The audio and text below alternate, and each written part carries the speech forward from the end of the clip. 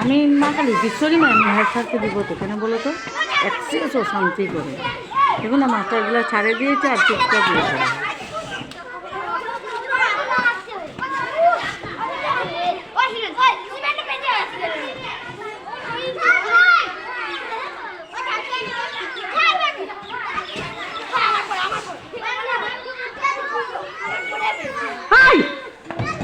Accident হবে রে, accident হবে রে।